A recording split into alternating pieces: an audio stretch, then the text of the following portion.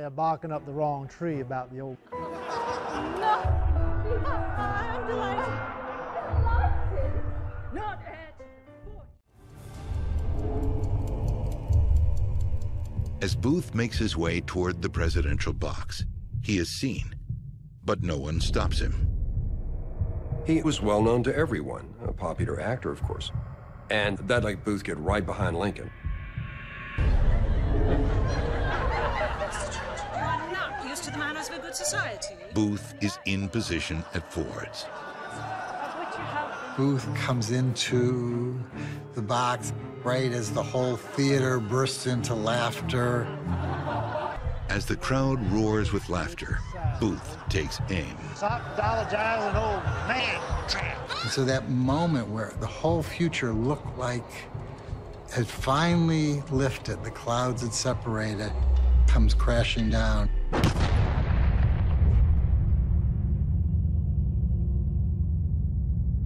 The bullet enters the back of Lincoln's head.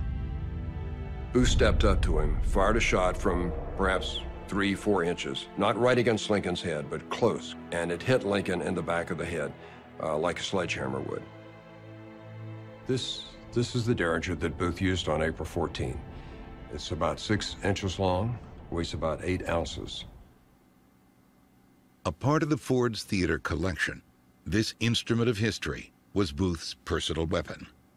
Booth probably had this weapon for at least 5 or 6 years before the assassination took place. It fires a single bullet, so this is like we say, one and done.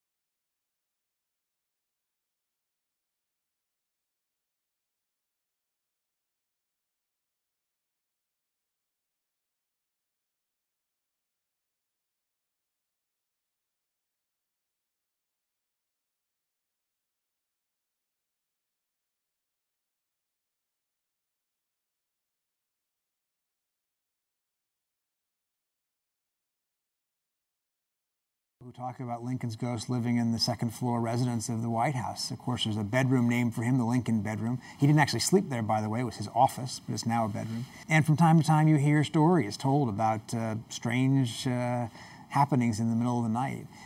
Probably most famously, perhaps, is Ronald Reagan, whose dog Rex would bark at the room as if there was somebody in there and would refuse to go in. And on another occasion, according to Reagan, he stood up on his hind legs and was staring at the ceiling, which is something that the dog didn't do, had ever done before. And I'm not saying I believe in ghosts, Reagan wrote in his autobiography, he says, but it nearly made me a believer. I think in some ways people might like the idea that Lincoln is still hanging around watching over us. Mary Lincoln, in 1872, about a year after her youngest son Tad died, went on sort of a pilgrimage to various spiritualist resorts and spas in the New England area. Ended up in Boston, and in Boston she went to visit William Mumler, the famous spirit photographer. She went veiled, heavily veiled, supposedly incognito.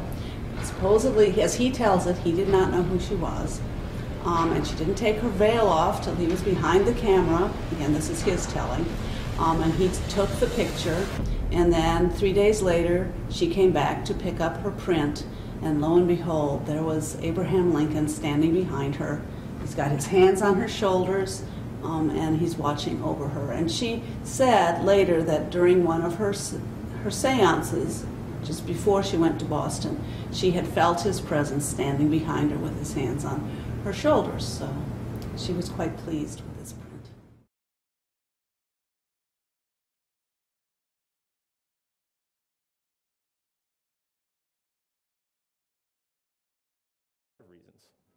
The first documented ghost sighting in the White House actually belongs to Mary Todd Lincoln. During the Lincoln presidency, she wrote in a letter to her sister shortly after her son Willie had died of a typhoid-like disease, "He lives, Emily, he lives. He comes to me at night, and it gives me great comfort to know he's not alone in the great beyond. His uncle Alec is with him, who also died as a child."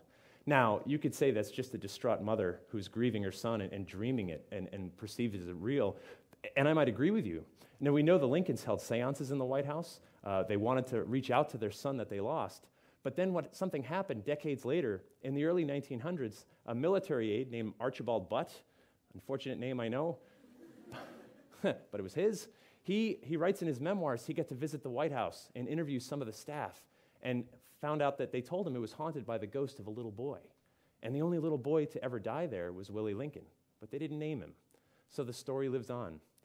By far, the Lincoln presidency is the most prominent ghost sighting.